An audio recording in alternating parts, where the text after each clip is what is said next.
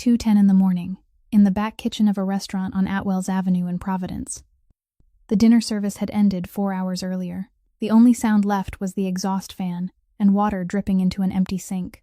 Corinne Delaney stood with her back flat against the steel cooler door, a cracked phone pressed to her ear, her free hand clamped hard over her mouth to keep the sound in. She was 27. Her hands looked closer to 40, split open across the knuckles from the degreaser they used in that kitchen. The kind that opens skin and doesn't let it close. In a place like that, nobody's supposed to see you. You don't have a name there, just a number on the shift board. And after 11 months, Corinne was the best they had at being invisible. So she cried the way people only cry when they're certain nobody's listening. She was wrong about that. At the far end of that kitchen, there was a heavy oak door leading up to the second floor, and nobody on the kitchen staff was allowed to touch it. It opened a few inches, and a hand stayed on the brass handle. The man standing behind it owned the waterfront, the trucking union, and most of the money that moved on that side of the city. He heard every word. And what he did next? Nobody in that building would have believed. If stories about ordinary people and unexpected kindness stay with you, go ahead and tap that like button. Share this one with somebody who could use it tonight. And subscribe so the next story finds you. Now let's go back to that kitchen in Providence, where a woman has only 30 seconds left before her entire world changes. The silence had actually begun half a minute before her back hit that stainless steel refrigerator. In her apron pocket, the phone had vibrated, glowing with a name she maintained long after a funeral she could never forget, Nell. Corinne had kept paying for her late sister's number like leaving a coat untouched beside the door, until she could no longer afford the bill. The phone company sold the number, but the contact remained. When her trembling finger accepted the call, hoping against hope, a man's voice had answered, instead slow, gentle, and terrifyingly familiar. "No, Miss Delaney. I'm sorry. I'm not the person you were waiting for." It was Curtis Hodge. "Can you hear me?" he said. "Don't cry. I know calling at this hour is inconvenient, but I just heard something, and I thought it would be better for you to hear it from me than to find out tomorrow morning." He paused, and in the silence, Corinne heard the click of a lighter on the other end of the line. "The place where your mother lives called you this afternoon. 3 times. You didn't answer." She had seen those 3 calls. She had seen them while standing over a pot half as tall as she was, and she had turned the screen face down because she knew exactly what they were calling to say. She had told herself she would call back after her shift, that she would think of something, that somehow morning would come, the sky would brighten, and everything would be different. "They already sent you a letter," Hodge said. "You know that. The care fees are overdue. They gave you 1 extension, and you also know they won't give you another. At 8 o'clock tomorrow morning, they'll begin the discharge process. They'll ask you for an address so they can bring her home, Miss Delaney, and I find myself wondering which address you plan to give them." Corinne closed her eyes. Outside, beyond the kitchen's frosted glass door, her car sat in the rear parking lot, and on the back seat was a blanket she folded neatly every morning. "I don't mean to frighten you," Hodge said. His voice remained the same, still the voice of a man offering his condolences. "You can think I'm the kind of man who calls people at 2 o'clock in the morning to threaten them if you want. But sit down and think about it. Of all the people you know in this world, is there anyone who would answer the phone for you tonight? Is there anyone who would call to tell you what is about to happen to your mother?" She couldn't answer. That was precisely where he had driven the blade, and he knew it. It wasn't a threat. If he had shouted, if he had said something cruel, she would have had something solid to brace herself against and fight. But he didn't. He spoke in the voice people used when sitting beside a hospital bed, and no one had spoken to her in that voice for 2 years. "Don't cry," he said. "I'm not a bad man. I'm simply the only person left in this world who will still answer the phone for you right now." A sob escaped against her palm, short and wet, and she pressed her hand tighter over her mouth, so tightly that the cracked skin across her knuckles began to sting. The exhaust fan continued humming above her. Water continued dripping into the empty sink. "Now, here is how this will work," Hodge continued, and his voice changed, only slightly, but enough to make it clear that the condolences were over. "I have a way out. I can take care of it before 8 o'clock in the morning, and your mother will sleep in that same bed tomorrow night. But you have to speak with me right now, Miss Delaney, while I'm still willing to talk, because by morning, I'll be nothing more than an outsider, just like everyone else." Corinne slid down the refrigerator door until she reached the wet kitchen floor, And then she couldn't hold anything inside herself any longer. People would ask why she didn't hang up, why a clear-headed 27-year-old woman, fully aware of whom she was speaking to, would sit on a wet kitchen floor at 2 o'clock in the morning, holding that phone tightly against her ear as though it were something precious. The answer wasn't in that night. It was in a hospital corridor 2 years earlier, on the night her mother was brought in, and she sat alone on a plastic chair with a thick stack of paperwork in her hands, unable to understand even half of it. A man approached her, introduced himself as a family assistance specialist, and said the hospital had a program to help people complete their paperwork, entirely free of charge. He sat down beside her, borrowed her pen, and worked quickly and neatly, pointing to each blank space and telling her to sign here, then sign here as well. She signed. She didn't read everything. She was 25 years old that night. Her mother was lying behind a door she wasn't allowed to enter, and she would have signed anything if someone told her it might help. From that night on, the name Curtis Hodge began appearing in her life, first as a man who collected payments, then as a shadow she carried with her both when she went to work and when she went to sleep. The money came. The money saved her mother once, then saved her again, and the money never stopped demanding to be repaid. Sitting on the kitchen floor, Corinne held the phone in one hand and opened her banking app with the other, a motion she repeated so many times each day that her finger knew the way on its own. The number appeared. It wasn't enough to pay for even 1 week in the room she was renting, the room with 3 bunk beds and 1 locker for each person, charged by the week and paid in advance on Monday morning. It wasn't enough. It hadn't been enough the week before, either, or the week before that. During weeks like those, she didn't say a word to anyone. She finished her shift, walked out to the rear parking lot, opened her car door, lowered the seat, unfolded the blanket, and slept there until morning, when she went into the employee restroom to wash her face. She had learned how to do it without anyone knowing. She parked in the farthest corner, beneath the tall security light that had burned out long ago and that no one had ever replaced. She never slept more than 5 hours. Every morning, she folded the blanket neatly, making it into a perfect square, as though keeping it neat could somehow make it less of what it truly was. "Are you still there, Miss Delaney?" Hodge asked. "I'm still here," she said. That was why she didn't hang up. It wasn't because he held any power over her. It was because he was the only person that night who told her there was a way. And she had lived far too long in a place where there were no ways left. "Good," he said. "Then tomorrow morning, don't take the bus to your mother's place. Come see me first.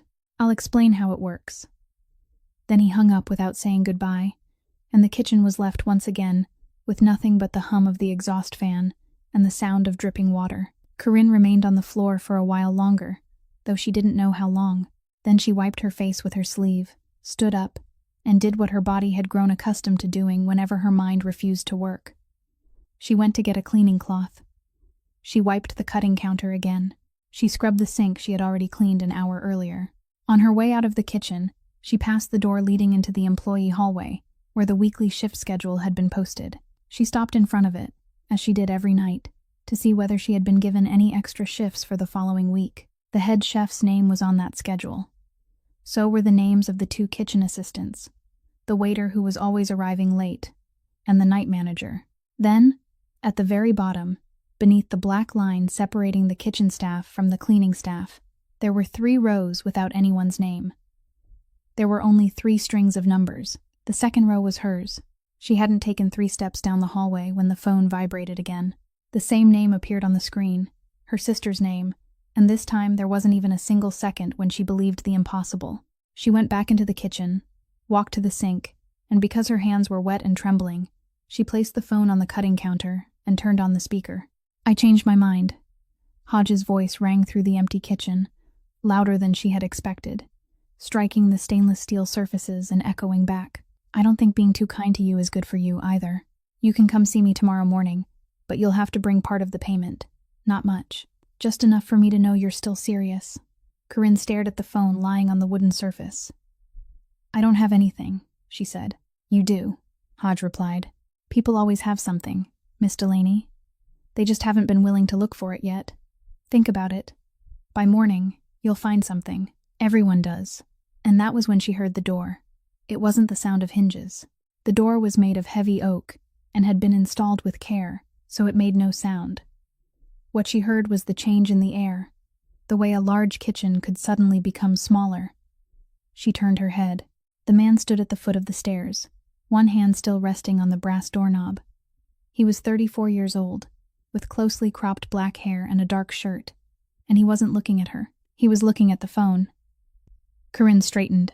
In the 11 months she had worked in this kitchen, she had never been in the same room with him for longer than it took them to pass each other. She opened her mouth to apologize, to say she would finish cleaning right away, to say any of the things people said when they were caught doing something they weren't permitted to do. She couldn't make a single word come out. He stepped into the kitchen. He didn't ask who she was. He didn't ask what the debt was for, how much she owed, or how long she had owed it. He walked past her, neither quickly nor slowly, and picked up the phone from the cutting counter. "What is it? Is someone there with you?" Hodge asked, still speaking with the ease of a man holding the longer end of the rope. "Miss Delaney, who are you letting listen?" The man raised the phone. "Hodge." He spoke only one word. He said it no louder than the hum of the exhaust fan.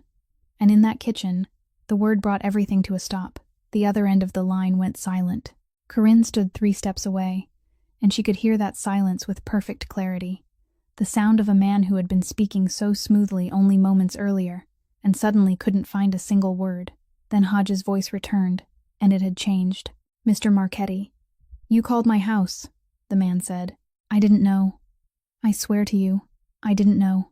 I was calling her. I had no idea she worked there. You have to believe me. You called my house at 2 o'clock in the morning." He let the sentence remain there. He added nothing after it. There was no threat, no word about what would happen, and no name was mentioned. He simply remained silent, and that silence stretched longer than any man could bear. Corinne could hear Hodge breathing through the speaker. "Mr. Marchetti, this is business." She signed the paperwork. "I have all the proper documents. That no longer exists. The debt no longer exists. The interest no longer exists. Tomorrow morning, the place caring for her mother will receive a call from you, and you'll tell them you made a mistake with the file." There was a sound on the other end of the line, the scrape of a chair being pushed back. All right, I'll do it. "There is one more thing," the man said. "You owe me a payment. I call it compensation for disrespect. You know where to deliver it. Mr. Marchetti, you heard me clearly. I won't say it a second time, Hodge." He lowered the phone from his ear. He didn't end the call with force. He pressed and held the button on the side until the cracked screen went completely dark and the phone shut down, then placed it on the cutting counter, in exactly the same spot where Corinne had first left it, straight and orderly, as though returning a knife to its proper place. The entire exchange lasted less than 90 seconds. Corinne was still standing exactly where she had been. Her hands were still wet. Water continued dripping into the sink behind her, and she realized she could hear it with startling clarity, so clearly that it was almost unbearable, because there wasn't another sound left in the kitchen to hear. He didn't leave immediately. He stood there beside the cutting counter, looking at the phone he had shut down, while Corinne remained 3 steps away, uncertain whether she was permitted to move. She thought about thanking him. She thought about apologizing for being there, for turning on the speaker in someone else's kitchen, for allowing her outside life to spill into a place where she was paid to keep it from spilling. She couldn't say a single word. Her throat closed. "How long have you worked here?" he asked. He still wasn't looking at her when he asked. 11 months, she said. He gave a slight nod, as though recording the number somewhere. "What is your name?" And she answered. She answered quickly, without thinking. Out of the reflex built through 11 months of standing before the shift schedule every night. The reflex of someone who had learned that when a superior asked a question, she had to respond immediately and give exactly what was needed. She recited her string of numbers. The 3 numbers on the second row beneath the black line. She heard her own voice speaking them aloud in the empty kitchen, felt her face grow hot, and corrected herself at once, hurriedly, like someone who had just dropped something. "I'm sorry, sir. Corinne Delaney." He had been about to lower his hand onto the counter. That hand stopped in midair, about a hand's breadth above the wooden surface, and remained there. He didn't move. She saw him swallow once, saw his jaw tighten and then release, and watched his shoulders sink the way a person's shoulders sank when all the air had left his lungs. Then he turned his head and looked at her. He looked at her for a long time. It wasn't the gaze of a man assessing an employee, nor was it the look of someone trying to remember where he had met another person before. He looked at her as though he were staring through a door that had just opened in a place where no door was supposed to exist. Corinne endured that gaze without understanding any of it. She lowered her eyes to her hands, to the red, cracked skin across her knuckles, and wondered whether she had said something wrong, whether people here weren't permitted to have last names, whether she had just lost her job. Then he spoke, but not to her. Renato. From the direction of the dry storage room came the slow footsteps of an older man. The head chef appeared in the doorway, still holding a dish towel, his hair damp with sweat. He stood there, his eyes moving from the owner to the woman who cleaned the kitchen and then back to the owner, without asking a single question. "Make her something hot," the man said. "She eats at the table, not on the floor." Renato nodded.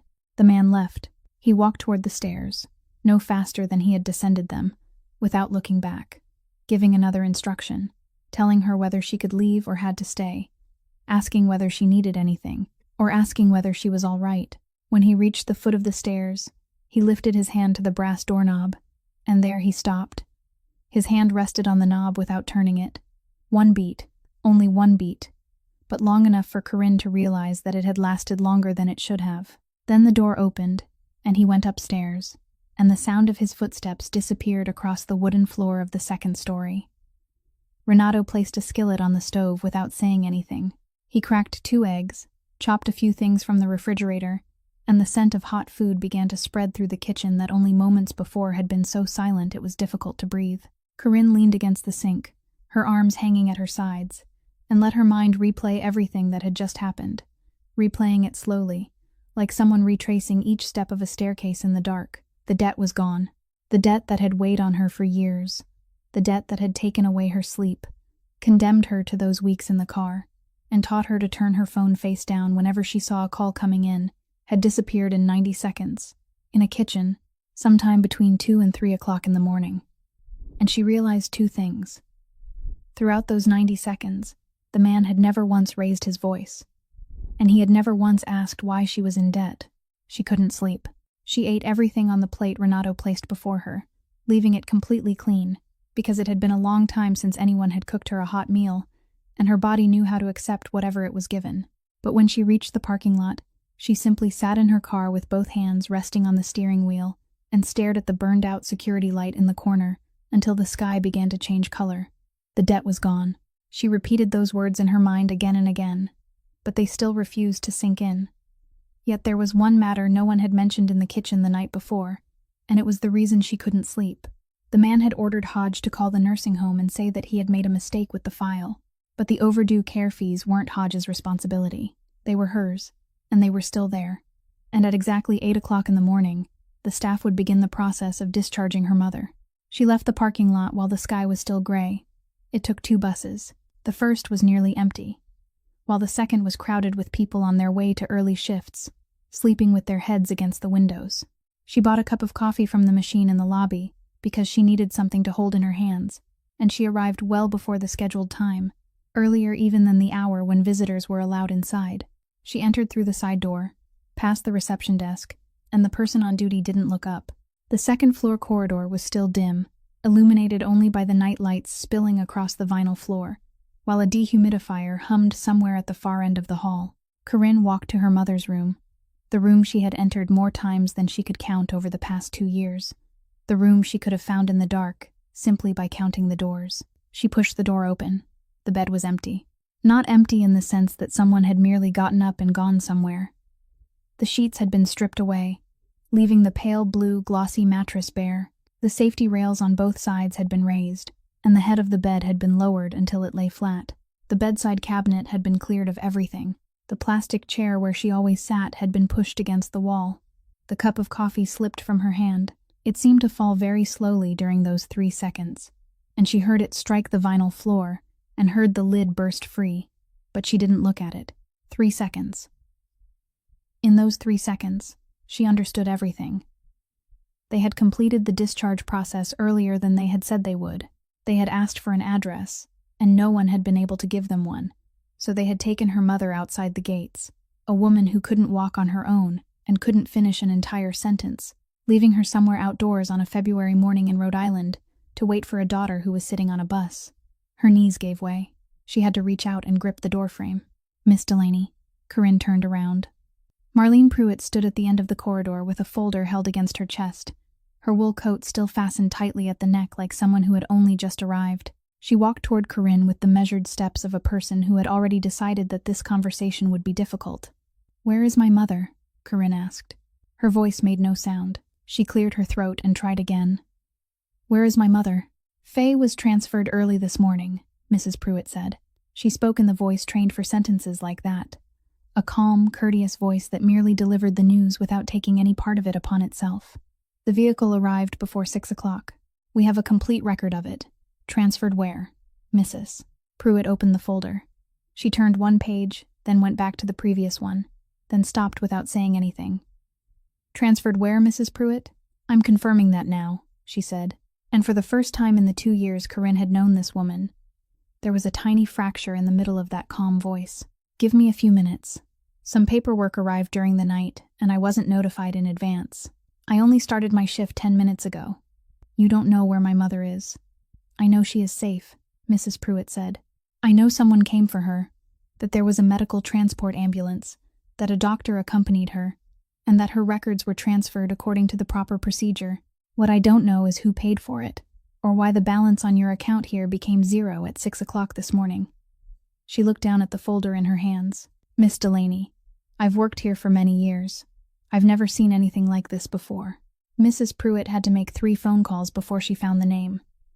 Beckwith House. Corinne knew that name. Knew it the way people knew the name of something they would never be able to reach. It stood south of the city beside the bay, and whenever she sat in the waiting room at the old facility with the application forms for the assistance program in her hands, someone would mention it and then leave the sentence unfinished, saying just enough to make it clear that they knew. It was the best facility in the state. She took one more bus, then walked the final stretch, because the route didn't go all the way there.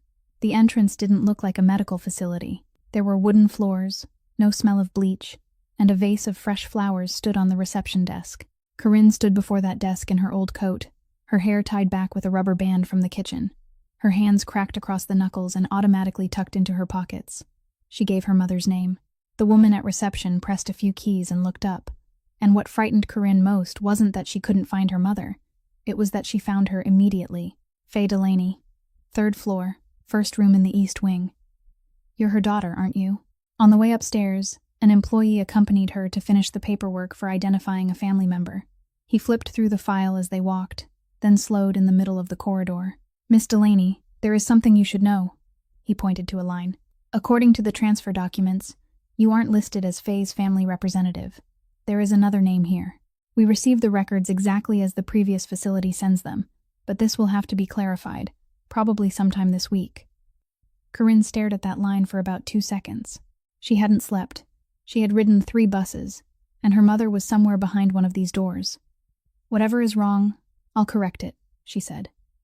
"Can I go in now?" He nodded and opened the door. The room had a large window. That was the first thing she saw, before the bed, even before her mother. The window occupied almost the entire wall, and beyond it lay the bay, the gray water of February, several boats anchored in the distance, and so much light pouring into the room that there was no need to turn on a lamp. It was a private room. 1 bed. There was no sound of someone coughing in the bed beside hers, no plastic curtain drawn between them, no smell of 4 people sharing the same room. Her mother was asleep, the head of the bed raised, one hand resting outside the blanket. Someone had washed her hair. Corinne stood in the doorway and couldn't make herself go inside. A woman in a lab coat approached from behind and handed her a clipboard to sign, and Corinne signed without looking. Then she asked the question she had been carrying inside herself all morning. "How much do I have to pay?" "Nothing at all," the woman said. "How can it be nothing? All of your mother's care has been paid in advance. Not for 1 month, Miss Delaney. Her entire course of treatment has been covered, including all the dialysis she'll need in the future, for many years to come. The same is true at her former facility. The balance on your account there became 0 early this morning." Corinne heard the words but couldn't understand the sentence the woman had spoken. She asked again. The woman gave her exactly the same answer. "Who?" Corinne asked. "I can't tell you that. I need to know who did this." "Miss Delaney." The woman lowered the clipboard. There are no miracles. There is only money, and a name I'm not permitted to say aloud. Then she walked out and closed the door very gently behind her. Corinne approached the bed. She sat in the upholstered chair beside it, not a plastic one, and looked at her mother's face in the light coming from the bay. She had grown much thinner than she used to be. After a while, she opened her eyes slowly, and her gaze traveled around the unfamiliar room before finding her daughter. Her hand lifted slightly from the blanket. Corinne took it. "I'm here, Mom." Faye's mouth moved. She managed one sound, stopped, then tried again, and the sound that finally emerged was a name, Nell. She said it very clearly. She looked at her daughter and called her by the other daughter's name, and she tightened her grip on Corinne's hand a little, like someone who had just found something she had lost. Corinne sat perfectly still. She placed her other hand over the back of her mother's and said, "Yes, Mom." Then she lowered her mother's hand onto the blanket, smoothed the blanket flat, walked outside, and closed the door. The third-floor corridor had a wooden railing overlooking the lobby. Corinne walked to it, placed both hands upon it, and held on. The following evening, she still went to work. She didn't know what else she was supposed to do. The evening shift ended. The kitchen assistants left one by one, and the waiter was the last to go, switching off all the dining room lights behind him. Corinne began her work as she did every night, scrubbing the grease traps, washing down the floor, and pulling out the small ladder so she could clean the top of the ventilation system. Renato didn't leave. He sat on the high stool in the corner of the kitchen, with a glass of water, both feet resting on the lower rung, and remained there longer than a man who was merely resting his legs would have. "Miss Delaney." She stopped working. Since the night before, people had begun speaking her last name aloud in this kitchen, and she still wasn't accustomed to hearing it. "Come here. I want to show you something." He went into the staff room, opened his locker, and removed a leather-bound notebook from the bottom. All four corners of the cover were worn. The spine had been repaired with tape that had yellowed with age, and it was thicker than she had expected. He placed it on the cutting counter and opened it. Corinne saw lined pages crowded with handwriting, one row beneath another, the color of the ink changing across long stretches, blue in some places, black in others, and faded elsewhere. Every entry was a person's name. "Who are these people?" she asked. "They're us," Renato said. "Everyone who has ever worked the night shift in this kitchen since I first started here. Whenever someone arrived, I wrote the name down. Whenever someone left, I recorded the final date. No one is missing." Corinne looked at the long column of names. "Why do you keep this?" "Because no one here writes our names down anywhere," he said. "So I write them down myself." He pushed the notebook toward her. "Turn the pages." She did. She turned them slowly because the paper on the earliest pages had become brittle. Some names occupied only one line, while others took up two because those people had left and later returned. In some places, the ink was much darker, where Renato had traced over a word again and again to make it clear. There were men's names and women's names, names that sounded as though their owners had only just stepped off a ship, and she realized she was truly reading them, every single one, instead of merely letting her eyes pass over them. Then, somewhere near the middle of the notebook, on a page yellowed with age, her hand stopped. There was one line written in blue ink, a woman's name, followed by the last name Marchetti. Corinne said nothing. She sat perfectly still, staring at that line, and the hum of the exhaust fan above her suddenly sounded much louder than it had 1 second earlier. Renato reached across and placed his finger on the page, not on the name, but at the end of the line where he had recorded the date the woman left. "This," he said, "was her final entry. I wrote it with this very pen." He took the ballpoint pen from his shirt pocket, then put it back. "I remember that night because she covered someone else's shift. I remember because I was the one who made the schedule. It was a Tuesday night." Corinne didn't ask where the woman had gone. There were certain questions people didn't ask in a kitchen at nearly 2 o'clock in the morning, and Corinne had spent enough years living beneath the surface of everything to know which questions they were. Renato didn't say anything more about her. He closed the notebook, pressed his palm against its worn leather cover, and sat that way for a while. "You've worked here for 11 months, he said. "Yes. Haven't you noticed?" "Noticed what?" "He only comes down to the kitchen on Tuesdays." Corinne looked at him. Renato didn't look back. He stared at the sink on the other side of the kitchen, the sink that had been dripping throughout all 11 months, without anyone calling someone to repair it. "Not Monday. not Saturday. They hold meetings upstairs on all kinds of nights. He enters through the front door and leaves the same way, and I never see his face. But on Tuesdays, he comes down here. He stands at that sink and washes his hands. Some nights, he leaves as soon as he finishes. Other nights, he stands there longer. Renato turned his head toward her. The night you cried down here was a Tuesday, too. Corinne opened her mouth, but no words emerged. The skin on the back of her neck turned cold, the kind of cold that came first and brought understanding only afterward. Renato picked up the notebook, tucked it beneath his arm, and rose from the high stool with the slow movement of a man who had spent his entire shift standing. "I'm not telling you anything," he said. "I'm only telling you that Tuesday is Tuesday." Then he walked into the staff room, returned the notebook to its place at the bottom of his locker, turned the lock, and went home. Corinne was left alone in the kitchen. She pulled out the small ladder, climbed onto it, and continued wiping the top of the ventilation system, the place no one could see and no one ever inspected, until her shift was over. At the end of her shift, she still had 2 large bags of trash to carry to the dumpster in the alley. She pushed the side door open with her shoulder because both hands were full, and the moment she stepped outside, she understood that she shouldn't be there. It had just stopped raining. The concrete in the alley was still wet, shining black beneath the only light mounted on the rear wall of the restaurant, and within that pool of light, a car was parked sideways with its headlights off and its engine still running. 2 men stood beside the rear door, their hands clasped in front of them, saying nothing. And in the middle of the alley, on the wet ground, a man was kneeling. He was somewhere in his 50s, wearing a respectable coat, his hair carefully parted, the kind of man people addressed as sir during the day and greeted with a handshake at the entrance to an office. The knees of his dress pants had darkened with water. No one was forcing him down. No one was touching him at all. He had knelt of his own accord, and he kept talking, repeating the same sentence again and again, with only slight changes to the words. "Give me more time. Just until the end of the month, please. Give me a little more time." Elias Marchetti sat on the hood of the car. He sat at a slight angle, one foot planted on the ground, both hands resting on his knees, and he didn't say a single word. He only watched. Corinne stopped on the doorstep with the 2 bags of trash still in her hands, and didn't dare set them down, because the bags would make a sound against the concrete. What made her blood run cold wasn't the 2 men standing beside the car door. It was the silence of the man sitting on the hood. Because no one in that alley was giving orders, no one said anything about what was going to happen, and not a single name was mentioned. Yet the kneeling man kept talking, speaking faster and faster, in the voice of someone desperately trying to fill an emptiness that only another man had the power to fill. The time he was begging for didn't belong to him. It belonged to the man who sat in silence. Everything in that alley, everything the kneeling man possessed, including his respectable coat, his carefully parted hair, and the morning awaiting him, now rested in a place he couldn't reach. Elias rose from the hood of the car. He reached inside his coat, took out an envelope, and stepped forward. The kneeling man stopped talking.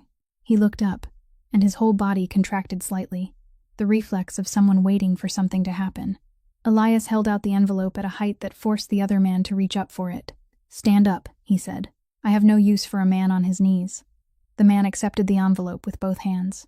He stumbled to his feet and began thanking him, speaking profusely, but Elias had already turned his back before the man could finish his second sentence. The 2 men beside the car opened the door.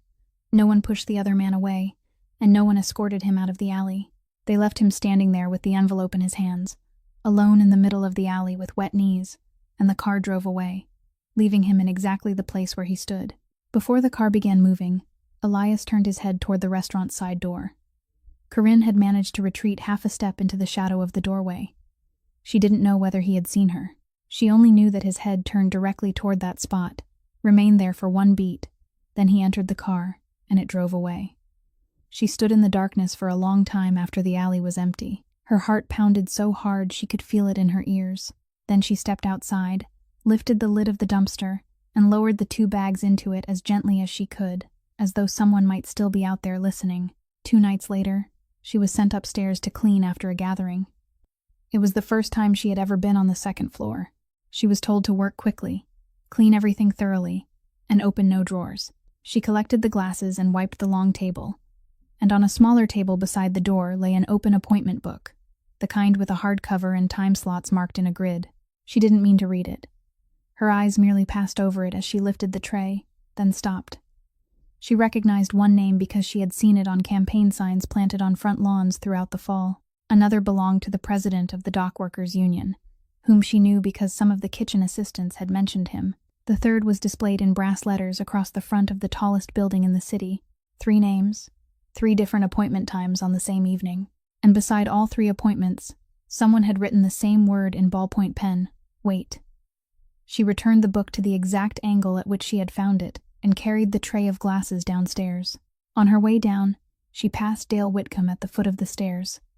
He was recounting the time slips, and he held one out to her. "You were 2 minutes late last Thursday. I'm deducting it." Corinne took the slip, looked at it, then put it into her apron pocket. Yes, she didn't argue. She had learned long ago that arguing with Dale meant losing a shift the following week, and losing a shift cost far more than 2 minutes. She entered the kitchen. Trevor Lund stood beside the coffee machine with 2 paper cups in one hand, and he gave her one without asking anything. No sugar. Of all the young men who came and went through the side door, he was the only one who remembered that she drank her coffee without sugar. Then he went outside to his car, leaving her alone. 2 objects lay side by side on the cutting counter. One was a small jar made of thick glass, with a metal lid and no label or writing of any kind. The other was a key. Corinne stood looking at them for a long time before touching either one. She picked up the key. It wasn't a door key. It was a locker key, the thin kind with a number stamped into the shaft, and the number stamped there wasn't the number of her locker. She walked into the staff room. A row of more than a dozen lockers stood there, painted gray, each door dented at the lower corner. Her locker was near the end, with a curling strip of masking tape on its door and her number written on it in marker. She walked past it. The locker matching the key in her hand stood at the beginning of the row, in the brightest spot, directly beneath the light. There was no masking tape on its door. Instead, a strip of black plastic had been neatly fixed across the center, the kind produced by an embossing machine, with raised white letters. Corinne Delaney. She stood before it with the key in her hand and didn't open it. She raised one finger and traced each raised letter. Her knuckle cracked as it touched her own name. In that entire room, across more than a dozen locker doors, it was the only label bearing a person's name. "Are you planning to stand there until morning?" She turned around. Elias stood in the staff room doorway with his sleeves rolled up. He looked at her once, then lowered his gaze to her hands. "The jar outside is yours. You can't buy that kind at a drugstore. Apply it every night before you leave, then once more in the morning." Corinne opened her mouth. "Mr. Marchetti, People with infections have to miss work," he said. "I don't like replacing people." Then he left. She heard his footsteps ascending the wooden stairs, followed by the heavy oak door closing. Corinne returned to the kitchen. She washed her hands with warm water, patted them dry, and opened the jar. The ointment inside was cloudy white, odorless, and thicker than she had expected. She took a small amount on the tip of her finger and rubbed it over the knuckle of her right index finger, where the deepest crack split open whenever she closed her hand. The burning vanished. It didn't gradually fade. Within about 10 seconds, it was completely gone. The burning she had carried for 11 months, the burning she had grown so accustomed to that she no longer called it pain, only the way her hands were. She rubbed the ointment over both hands. Then she stood leaning against the sink with her hands still slick from the medicine, not daring to bury her face in them, and remained that way in the empty kitchen, alone, until the first wave had passed. The following Tuesday, at nearly 3 o'clock in the morning, she was kneeling and scrubbing the seam where the floor met the base of the stove when the heavy oak door opened. Corinne didn't stand up. Over the past several nights, she had learned that standing only forced him to say something to her, and he didn't like being made to speak. Elias walked behind her to the sink at the far end of the kitchen, turned on the water, and began washing his hands. He washed them for a long time, thoroughly, scrubbing past his elbows, the way someone washed when he practiced a profession entirely different from the one Elias appeared to have. Everyone in the kitchen knew he didn't use the guest restroom, and no one asked why. "Why do you keep this place?" Corinne heard herself ask. She hadn't meant to ask it. The water continued running for several more seconds before he turned off the faucet. "Go on." She sat back on her heels. "I've worked here for 11 months. I see the meat invoices arrive every week, and I see half the tables out there sitting empty every night. This place loses money. A man like you would have closed it long ago." Elias took a paper towel and patted his hands dry without turning toward her. "When I was young, there was a child who sat in this kitchen, waiting for his mother to finish her shift. Everyone on the night crew knew him, so they let him sit in the warmest place, beside the base of the stove, exactly where you're kneeling now. Renato cooked for him every night, and whatever Renato made, the boy ate. This place doesn't lose money, Miss Delaney. This place is paid for." He dropped the paper towel into the trash. Corinne let those words remain where they were. She didn't ask anything else. Then she heard herself open her mouth a second time, and this time, she knew she was speaking. "I had a younger sister." Elias didn't turn around, but he didn't leave, either. Nell. She was 19. Corinne looked at the patch of floor before her, the patch she had scrubbed clean long ago, though her hand still held the brush against it. "That night, 2 years ago, I worked a double shift. I worked the afternoon shift at a laundromat, then went to a diner downtown for the night shift, 14 hours without a break.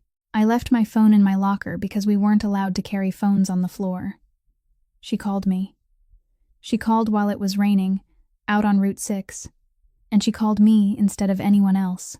I didn't answer. The kitchen was silent.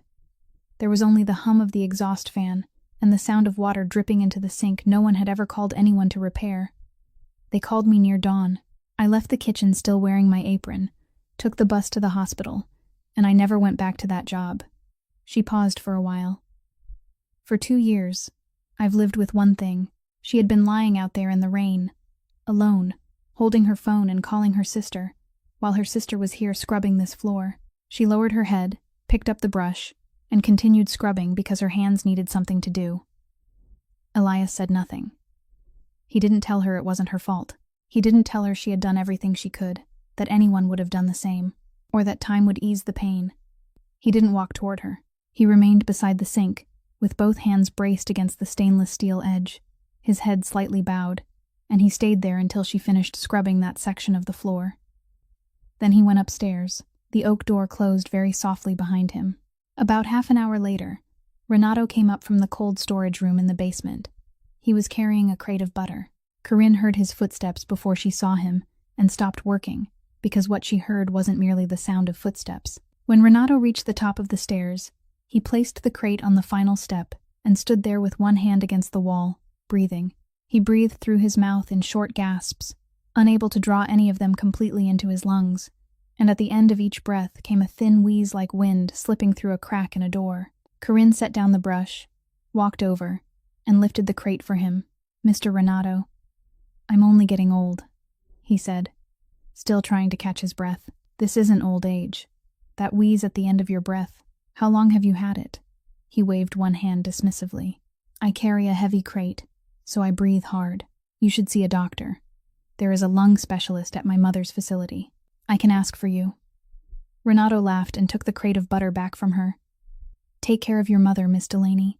I've stood at that stove longer than you've been alive. I know my lungs better than you do." She wrote it in her car beneath the dome light, on the back of a delivery invoice she had taken from the scrap paper bin.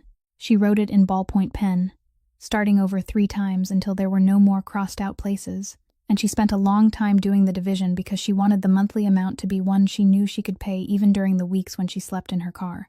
She wrote down the total amount she owed, the amount she would pay each month, and the number of years it would take. That number of years was longer than she had been alive. She signed her full name at the bottom.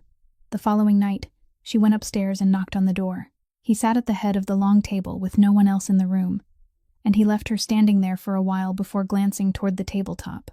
Corinne placed the paper before him, pushed it in his direction, then stepped back exactly 1 pace. Elias picked it up. He read everything, including the places she had crossed out, and his eyes stopped on the final line where she had written the number of years. Then he tore the paper. He tore it in half, placed the 2 halves together, tore them again, and arranged the pieces on the table in one small, orderly stack. "You're beginning to think I'm a good man," he said.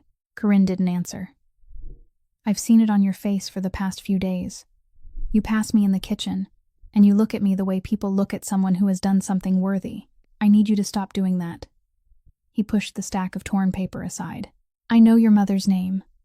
I know the name of the doctor treating her. I know her room number, which wing she is in. and what her window looks out upon. Yet I've never met her, not even once. I never will.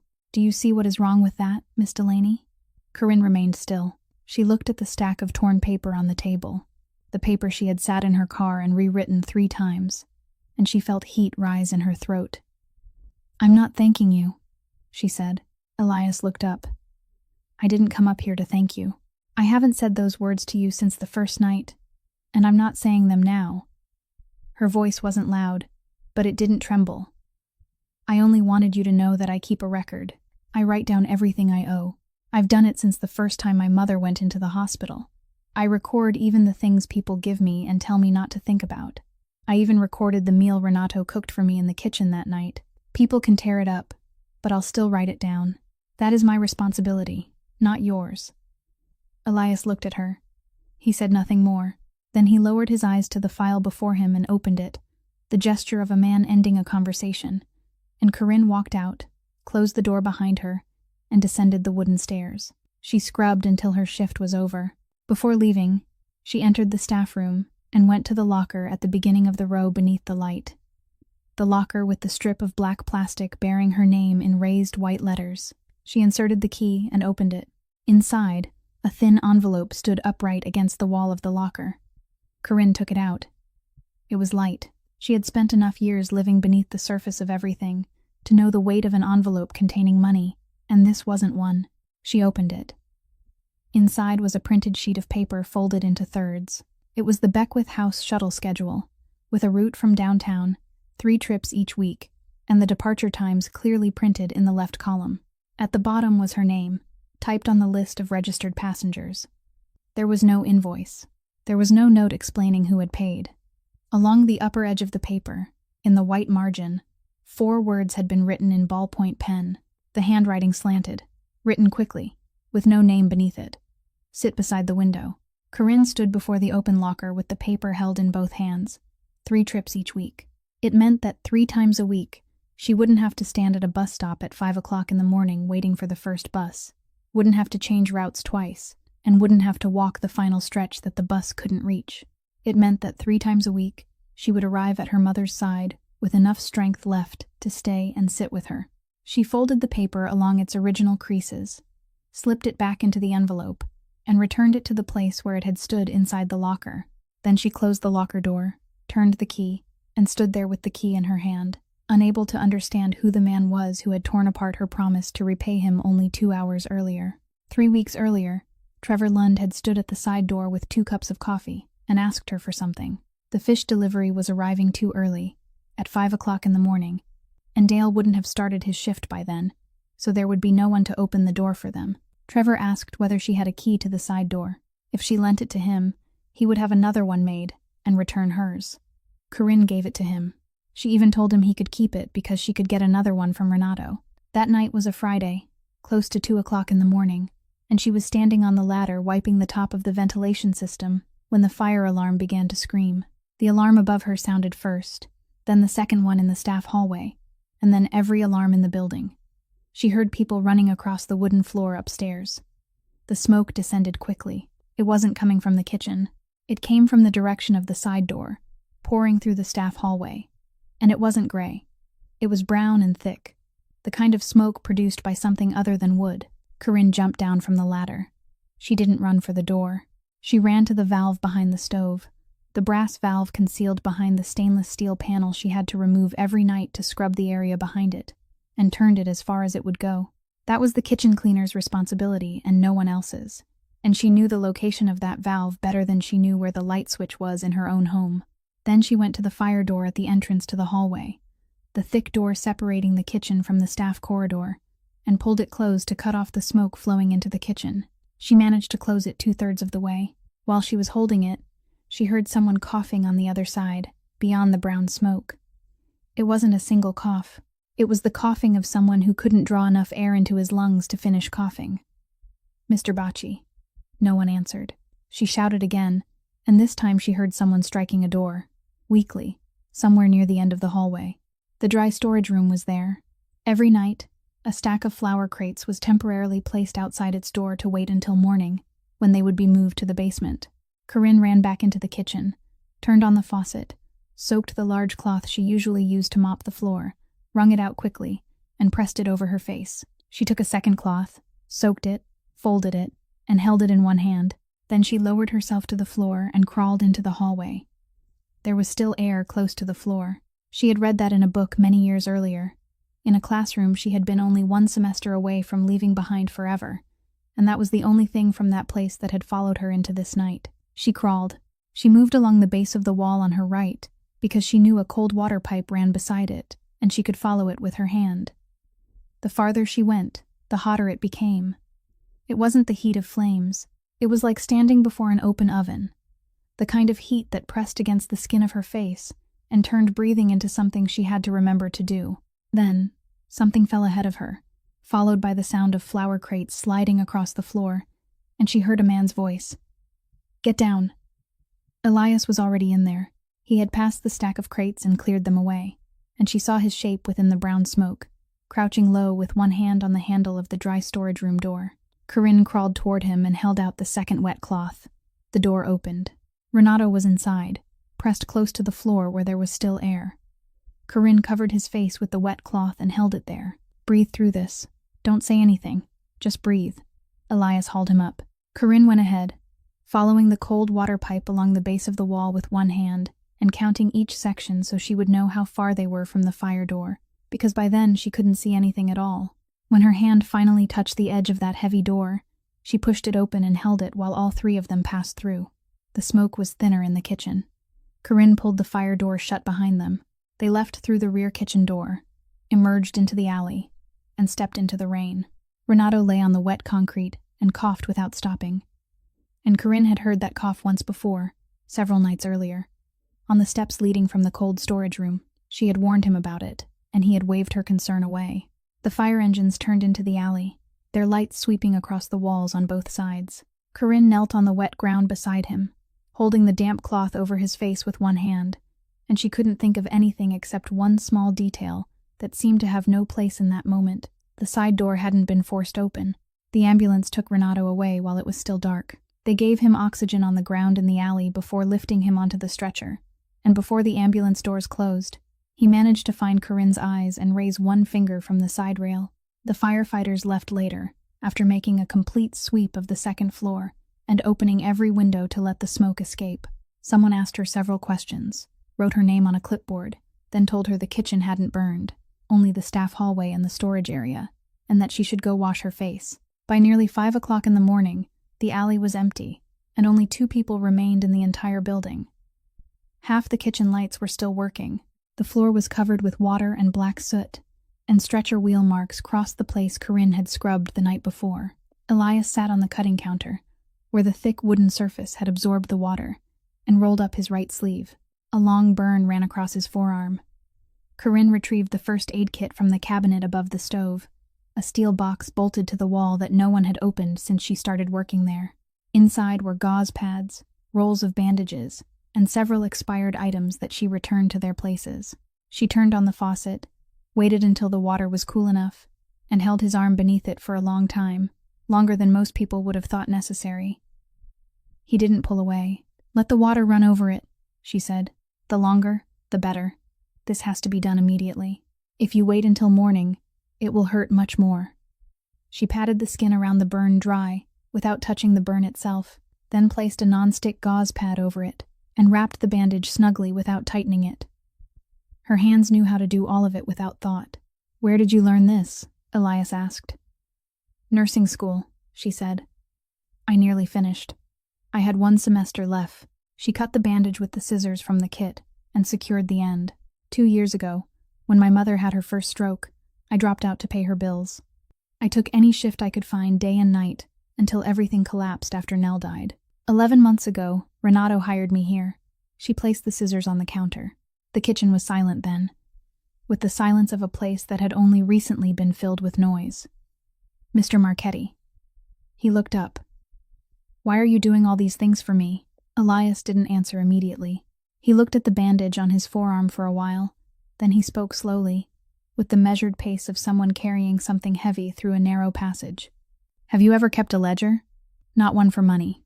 The kind where a person records the things he has done." Corinne didn't answer. I keep one. Not on paper, but I keep it. He turned his hand over and looked at his palm. The column on this side is long. It has been growing since I was a teenager. There are entries in it that I can't bring myself to read anymore. For many years, I thought that if I did something for someone, something significant, I could subtract one line.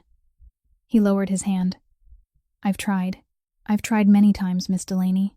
The number doesn't change. Nothing can be subtracted. Corinne stood beside the cutting counter, her hands still wet. Then why? My mother died in a room without a window, he said. They placed her in the last room at the end of the hall, where they put the people no one ever called to ask about. It wasn't because they were cruel. It was because no one in that building knew her name. I went there. I asked about her, and they had to open a ledger before they could read my own mother's name to me. He looked at Corinne. Now I have enough money to buy half this city. I can buy the harbor. I can buy 40 minutes of people waiting for me without a single one daring to leave. But I can't buy back a name. Corinne said nothing. She didn't tell him she understood, because she wasn't certain that she did. And she offered no words of comfort, because she had learned several nights earlier that he wouldn't accept them. She picked up the remaining roll of bandage, wound it neatly, and returned it to the steel box. Elias climbed down from the cutting counter. He lowered his sleeve over the bandage and walked into the staff hallway, where the floor was still wet and the walls had turned black, to see what had been taken. Corinne followed him. Everything in the dry storage room was gone. Some of the files upstairs were missing. The wine cabinet beneath the stairs had been emptied completely. The row of gray-painted metal staff lockers still stood in place, blackened on one side. And when Corinne opened Renato's locker with the spare key kept in the kitchen, the leather-bound notebook was still lying untouched at the bottom. No one had taken it because no one in that entire building considered it property. At noon that day, she sat in a small room at the fire department headquarters and gave her statement. The investigator's name was Alden. His hair was silver at the temples. He asked his questions very slowly, and he wrote everything by hand instead of typing it. He asked where she had first heard the alarm, which direction the smoke had come from, and who had still been inside the building, and she answered every question. Then he asked the question she had been expecting since the moment she walked into the room. Had there been any sign that the side door was forced open? Corinne said no. He wrote that down. The restaurant hadn't been the target. Upstairs, there was an old safe containing decades of records from the dock workers' union pension fund, records no one had ever agreed to digitize, and someone had opened it before the smoke reached the kitchen. The fire was merely what they had left behind. Alden told her those two things and stopped there. He didn't say anything more, and she didn't ask. Late that afternoon, she returned to the restaurant to collect her belongings from her locker. Several of Elias's men stood talking in the alley, and she overheard part of their conversation. They were discussing who had a key to the side door. She stopped. She stood there with her key ring in her hand and lifted each key to count them. The kitchen key, the locker key, the car key, and the key to the rented room with 3 bunk beds. The key to the side door wasn't there. She had given it away 3 weeks earlier. She had given it to a man standing in the doorway with 2 cups of coffee, and she had even told him to keep it because she could always get another one. Corinne sat down on the step outside the alley door and remained there for a long time. She didn't think about Trevor. His face wasn't in her mind. Neither was the early fish delivery or the cup of coffee without sugar. What returned to her thoughts was something entirely different. It was the locker in the staff room and the phone that had remained inside it for 14 hours, and the rainy night on Route 6. Both times, what she had needed to do was something very small. Open the locker and check her phone once. Say one word, no, to the person asking for the key. 2 things so small that no one in the world would ever record them in any ledger. That evening, she went upstairs because someone had come down to summon her. Elias sat at the head of the long table, his forearm wrapped in a neater bandage, and there was one other person in the room. A broad-shouldered man somewhere in his 40s, his coat buttoned to the neck, standing beside the window. Emmett Kroll. She had seen him enter and leave through the front door many times, but she had never spoken with him. Corinne told them about the key. She told them everything, including exactly what she had said to Trevor. She made no attempt to lessen her responsibility. When she finished, Emmett Kroll left the window and approached the table. Then it's settled, he said. I know where that boy is. Leave it to me, and by tomorrow morning, the matter will be over. He spoke in the tone people used when discussing the replacement of a broken pipe. Then he glanced toward Corinne. As for her, get her out of the city. She spent the entire afternoon sitting in a room giving a statement, as you know. Send her somewhere for a few months, somewhere no one will ask questions. That will make things easier for everyone. Corinne stood motionless in the middle of the room. She waited. Elias didn't answer. He sat there with both hands resting on the table, and he couldn't speak, not because he refused to, but because he was unable to, and everyone in the room realized it at the same moment. Emmett Kroll turned and looked at him. Corinne looked at him too, and understood that she was witnessing something that had never happened in that room before. Elias, Kroll said. Leave it, Elias said. He spoke those two words and nothing more. Kroll remained there for another moment, then picked up his coat and walked out, and the sound of his footsteps descending the wooden stairs was very clear. The hospital called the following morning. Renato had pulled through. They said he would be able to go home sometime that week. They also said the smoke had permanently damaged part of his lungs, that he would have to carry an oxygen tank whenever he traveled any distance, and that he could no longer stand for extended periods in the heat. Corinne listened to the entire call in the corridor at Beckwith House, one hand still holding the door handle to her mother's room. He would never stand at that stove again. That was what the night had taken from him, and no one could ever give it back. 3 nights later, he sent someone downstairs to call her up. There were only 2 people in the room. There were no files and no glasses on the long table, and Corinne knew immediately that this had nothing to do with the restaurant. Sit down, he said. She sat. Elias opened the drawer on the right side of the desk. He removed a sheet of paper folded into thirds, the faded print of the kind of form used by ambulance crews, placed it on the table, pushed it toward her, then withdrew his hand. I've kept this for 2 years. Corinne unfolded it. She read from top to bottom. The date, the time, the location identified by a mile marker on Route 6, then the name of the person who had been transported, and it was her sister's name. Corinne had seen this form before. Not this exact sheet, but one just like it. Someone had given it to her at the hospital that night, along with a plastic bag containing Nell's belongings, and she could no longer remember where she had put it, but this copy contained a line that hers didn't. Near the bottom, in the section identifying the person who had reported the incident, a name had been written by hand. Elias Marchetti. Corinne looked up. That night, I didn't give anyone my name, he said. They asked, and I didn't answer. I got into my car and left before the second ambulance arrived. This name was added much later, after my lawyer obtained a copy of the record, and they filled it in. He looked at the paper in her hands. I needed it. I needed there to be somewhere in this world where it was recorded that I had been there. If you ask me why, I'll tell you the truth. I don't know.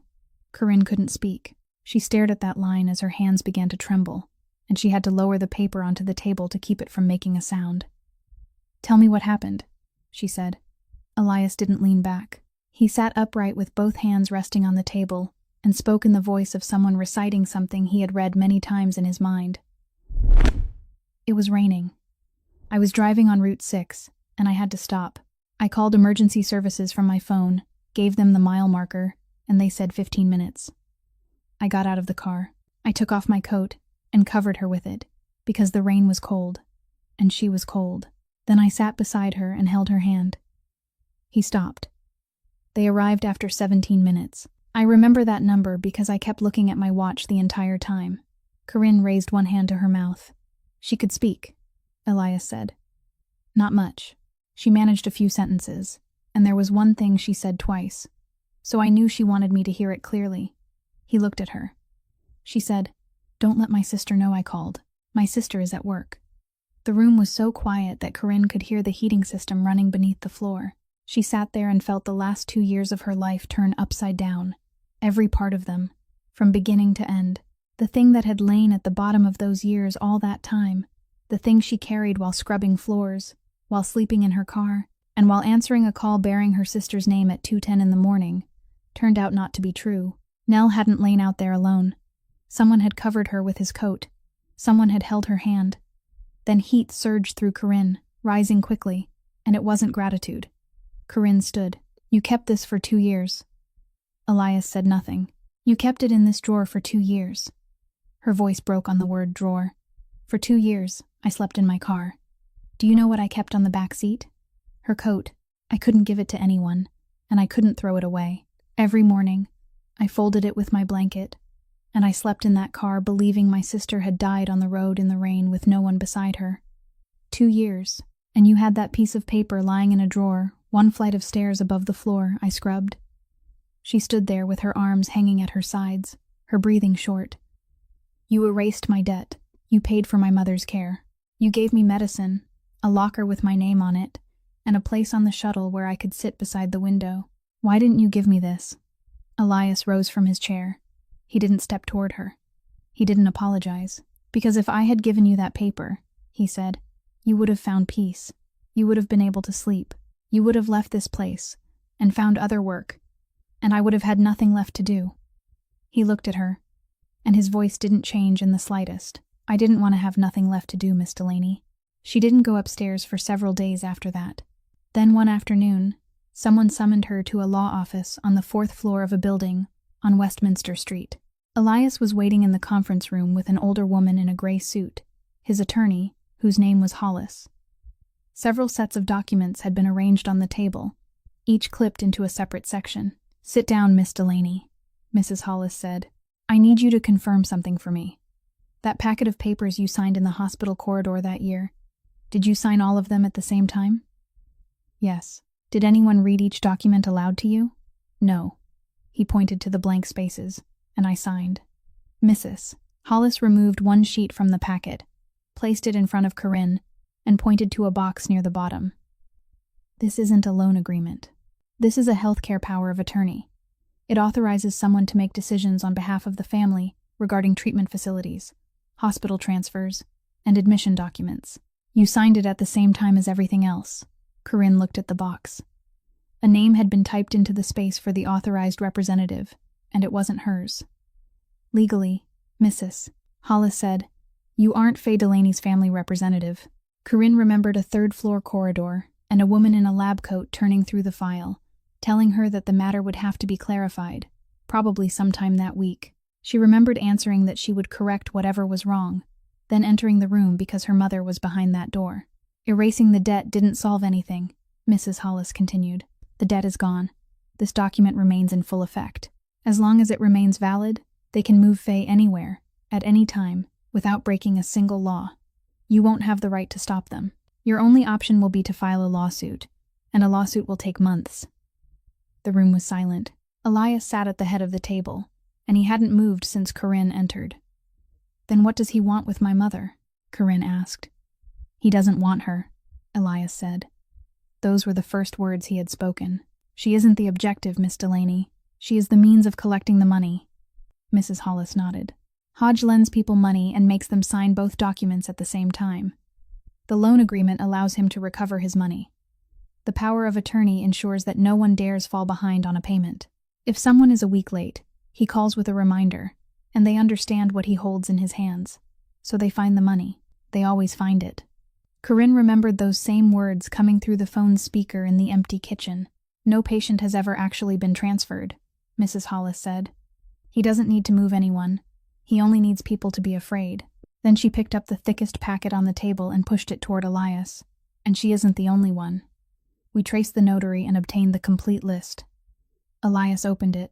Corinne sat across from him and couldn't read the words, but she could see that the list was longer than she had expected. Much longer, continuing from one page onto the next. Mrs. Hollis kept speaking as he read. Almost everyone on it is caring for a seriously ill family member. Children caring for parents, wives caring for husbands. The same hospital corridor, the same story about a free assistance program. Hodge doesn't search for desperate people, Mr. Marchetti. He sits in the place where desperate people have no choice but to pass. Elias didn't answer her. He continued reading, one finger moving down the page line by line until it stopped at the 7th entry. He said nothing. He sat staring at that line for so long that Mrs. Hollis finally followed his gaze. Then he turned the packet around and pushed it into the center of the table so the other two could read it. Renato Bacci. Corinne stared at the name and heard again the thin wheeze at the end of a breath on the steps from the cold storage room on the night she had urged him to see a doctor, and he had waved her concern away. He signed many years ago, Mrs. Hollis said, her voice quieter than before. His wife was ill. He borrowed money, and he has paid the interest regularly, every month, out of his wages. Elias still said nothing. Where does he make the payments? Corinne asked. Mrs. Hollis looked at Elias, then at her. Someone comes to collect them at the restaurant's side door.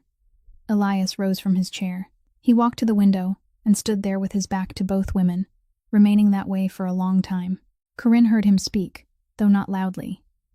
He has cooked for me since I wasn't tall enough to see over the cutting counter. Mrs. Hollis gathered the papers into a neat stack. We asked him about it at the hospital yesterday. He said he never told you because you already had enough to deal with. The lawsuit was filed that same week, and her first hearing was scheduled for Thursday morning. Corinne was the only person on that entire list willing to put her name on it. The night before the hearing, she didn't return to the rooming house. She finished her shift and went straight to Beckwith House. Asked the night attendant if she could stay, and they allowed her inside. She sat in the extra plastic chair beside her mother's bed, rested her head against the bed rail, and slept, the way people slept when they knew that in the morning they would have to speak a truth aloud before strangers. What awakened her was the sound of stretcher wheels. It was a sound she knew. Wheels rolling across vinyl flooring had a rhythm of their own, 2 small clicks at every seam, and she had listened to that sound in countless corridors for 2 years. It was drawing closer. Then it stopped directly outside the door. Corinne opened her eyes, and there were already people inside the room. 3 people wearing the uniforms of a medical transportation company, and a woman holding a clipboard, stood at the foot of the bed. The stretcher had been pushed into the center of the room. No one turned on the overhead light. There were only the night lights near the base of the walls, and everyone moved quietly, following procedure with the practiced ease of people who had done this many times before. "Are you the patient's daughter?" the woman asked. "You can remain seated. We have all the necessary documents. She is being transferred to a facility outside the city. The vehicle is waiting downstairs in the lobby." Corinne rose from the chair. She stood slowly because both legs had gone numb, took 3 steps out of the narrow space between the chair and the bed, then positioned herself in the opening before the door with her back against its edge. "Show me the documents." The woman held out the clipboard without the slightest hesitation. That was the frightening part. Corinne read them, and they were valid. There was a transfer request. There was the name of the receiving facility. There was a date, a time, and a case number. At the bottom, inside the box reserved for the family representative, there was a signature, and the name printed beneath it was the same name Corinne had read in the conference room on the 4th floor of the Westminster Street building several days earlier. "I don't consent to this," she said. "You aren't the authorized representative," the woman replied. Her voice wasn't harsh. "I understand that family matters can be complicated, but we can only follow the documents. You can call your attorney tomorrow." The other 3 had already begun lowering the bed rail. Corinne reached into her coat pocket and removed the only thing she had with her, her nursing school student identification card, a card that had expired several years earlier, but that she still carried in her wallet. She held it up. "I studied nursing. I didn't earn my degree, but I learned enough to know this." She spoke slowly, 1 word at a time, because she needed to say it correctly. "My mother is in the middle of a dialysis cycle. Her next treatment is scheduled for tomorrow morning. A patient in an active cycle can't be transferred to another facility without confirmation from her attending physician, personally signed and marked with the time. You have the family representative's signature. You don't have the doctor's signature." No one said anything. Which machine is used for her treatment here? Who placed her catheter? On what day was her last session? Who monitored her blood pressure during it? Corinne looked directly at the woman holding the clipboard. "Can you answer any of those questions?" "Because I can answer all 4. And if you place her on that stretcher tonight, and something happens tomorrow morning, the name in the record won't be mine." The woman looked down at her clipboard. She turned 1 page, then turned it back. One of the other 3 had stopped lowering the bed rail and didn't continue. At that moment, footsteps sounded in the corridor, and Elias entered the room. He was still wearing his coat, and didn't remove it. He didn't look at any of the 3 transport workers. He didn't approach the stretcher. He took out his phone, dialed a number, placed it on the bedside cabinet, and turned on the speaker. A man's voice came through from the other end, the voice of someone who had just been dragged out of bed but still had to speak. The man began to read. He read the name of the transportation company. He read the professional license number of every worker present in the room, reading very slowly, and then he read their names, all 3 of them, in the correct order. Then he read the name of the person who had hired the vehicle for that night and the address of that person's office. Then there was silence. No one said another word. Nothing was said about what would happen. The woman tucked the clipboard beneath her arm and told the other three to raise the bed rail. They raised it, wheeled the stretcher out, and left. Corinne listened as the sound of its wheels receded down the corridor before she dared release her grip on the edge of the door. "Did you just threaten them?" she asked.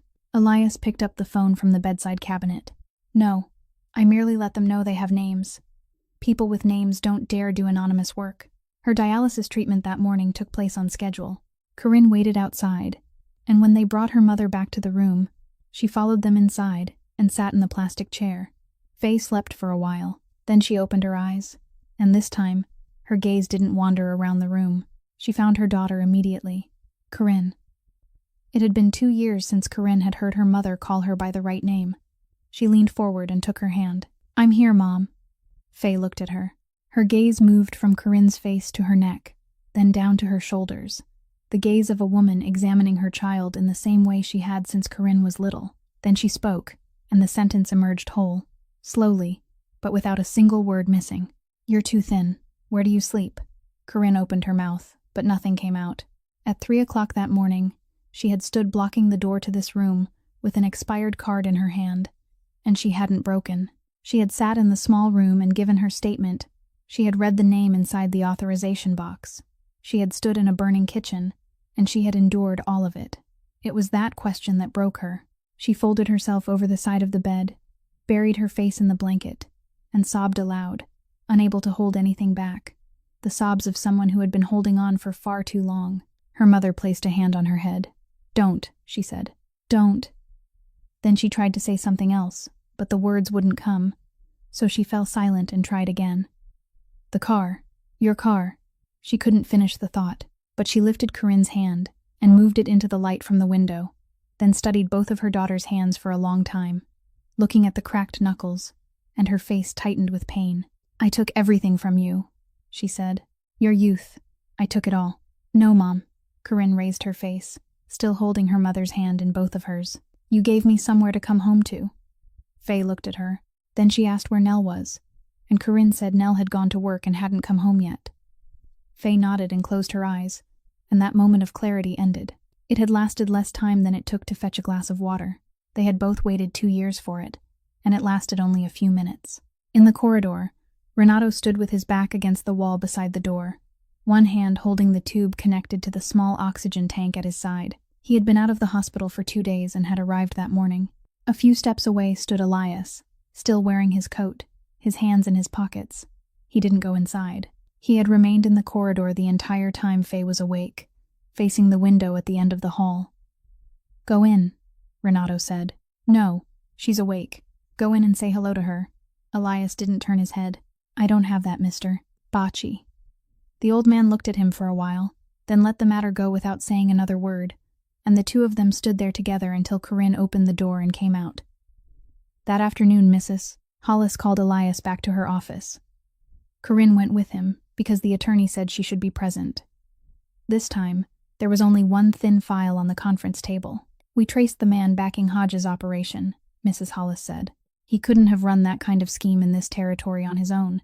He needed someone behind him to tell people that he had permission to operate. That name is in the records, and it has been there for many years." She pushed the paper across the table. Elias picked it up. He read it, and Corinne watched his face, but she saw nothing at all. Nothing moved in his expression. That frightened her more. He placed the paper on the table and turned it so she could read it. Emmett Kroll. "Did he know about the fire?" Corinne asked. "No," Mrs. Hollis said.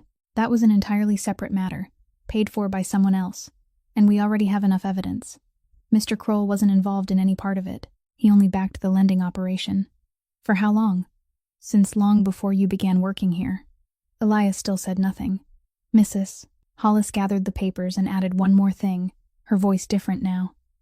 "I met with him this morning, Mr. Marchetti. I asked whether he knew who the people signing those documents were. He said lending money was business, that people borrowed when they needed money, and that even if he had stopped it, someone else would have lent to them." She paused. Then he said one more thing. He said those people weren't ours. That evening, the second floor was crowded.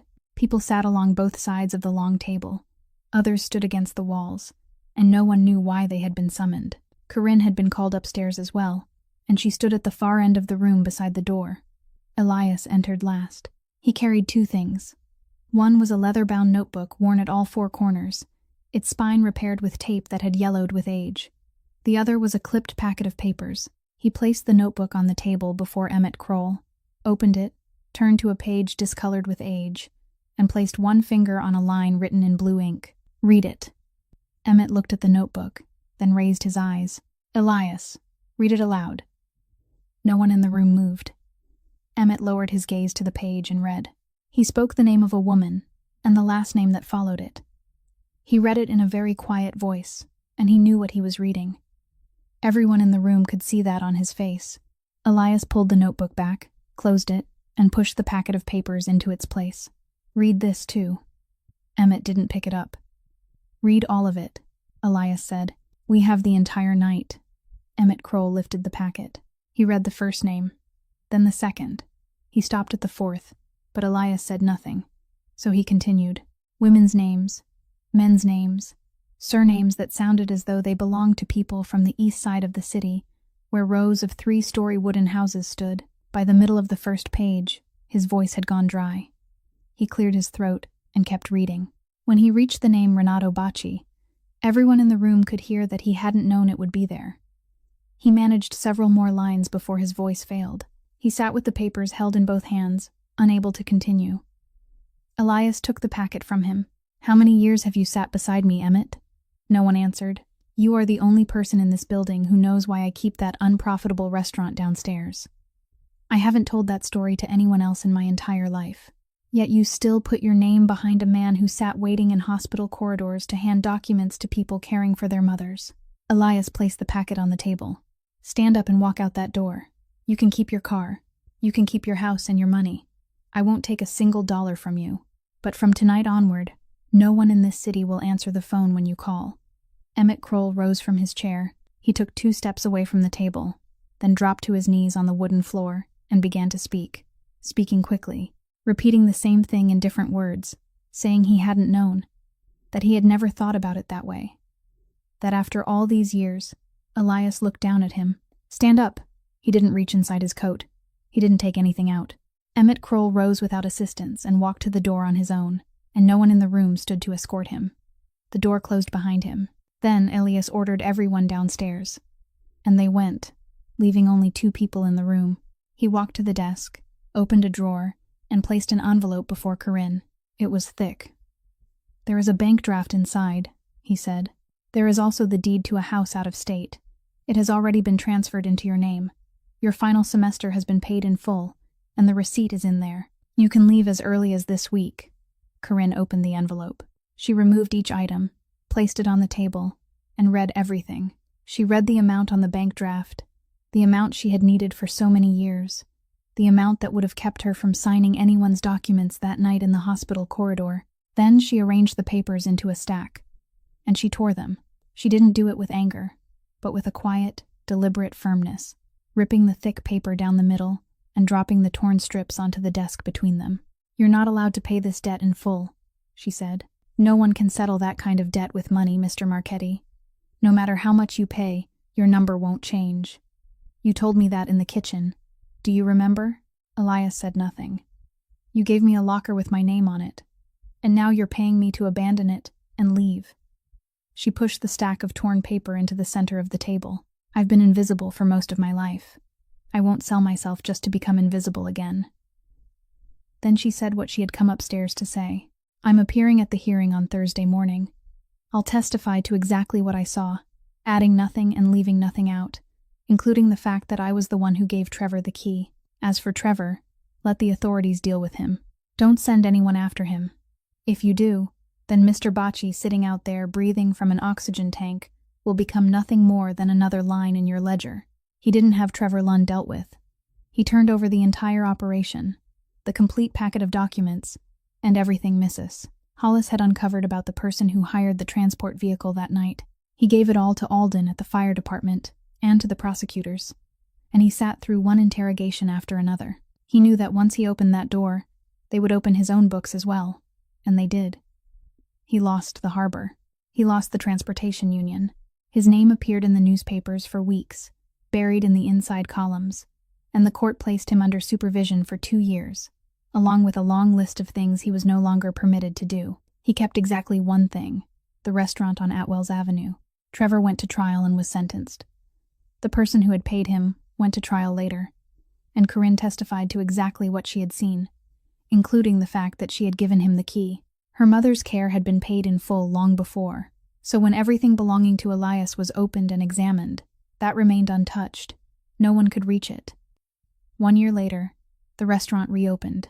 It was smaller than before, with fewer tables, and every line on the shift schedule posted beside the kitchen door bore a person's name. The dishwashing area now had a window. They had to break through part of a load-bearing wall to install it, which cost far more than leaving the wall untouched, and the architect said so plainly, but he was ordered to do it anyway. Corinne learned something else as well, and she learned it from Renato, not from Elias. The harsh, degreasing chemical that had eaten into her skin had been removed from all 4 restaurants long ago, during her first few weeks there, and replaced with another kind that cost much more. Elias had never said a word to her about it. The Marchetti name wasn't displayed on the wall by the entrance. Instead, a small brass plaque had been mounted there, bearing the names of everyone who had ever worked a night shift in that kitchen, copied from a leather-bound notebook worn at all 4 corners, with no one missing. The first line bore the name of a woman whose last name was Marchetti. Near the bottom was the name Corinne Delaney. At Sunday lunch, the dining room was full. Renato sat at the corner table with his small oxygen tank beside his feet, directing the kitchen with his voice, and calling out whenever he saw someone leave something over the flame for too long. His 2 grandchildren sat at the table with him, fighting over the final piece of cake on the plate, and bursting into laughter when it was divided in half. Faye sat beside the window where the light fell, reaching out to stroke both children's hair. Corinne arrived later than everyone else. She was still wearing her lab coat because she had come directly from her shift.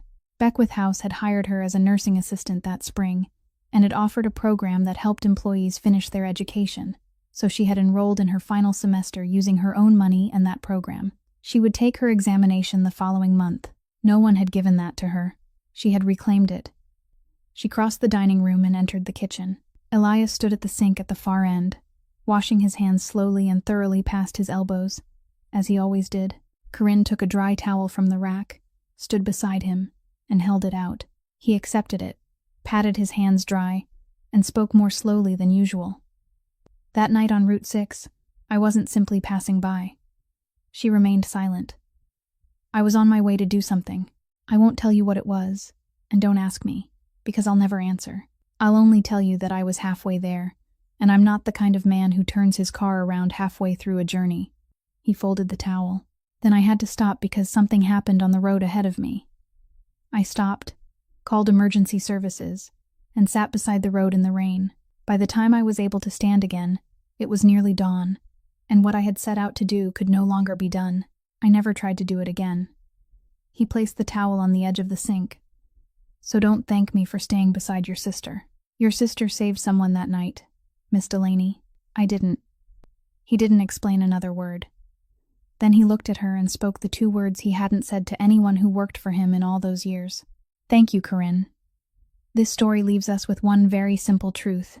A person's greatest power doesn't lie in how much money they possess, but in their ability to see another human being and call that person by the right name.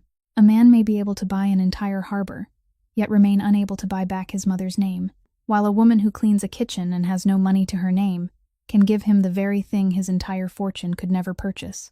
Please remember as well that no one is so poor that they have nothing left to give, because on a rainy night, a 19-year-old girl with no money and no power prevented something terrible from happening without ever knowing it. And finally, read every document carefully before you sign your name, especially in the moments when you are most vulnerable, because true kindness will never rush another person into signing quickly. If today's story touched your heart, please like this video and subscribe to our channel so that we can share more meaningful stories with you each day. Please share this video with someone you believe may need it. And how do you feel about Corinne's story? Leave us a comment, because we truly want to hear the feelings that come from deep within your heart. May you and your family always enjoy good health, a joyful life, and peace in every passing day. Goodbye, and we'll see you again in the next video.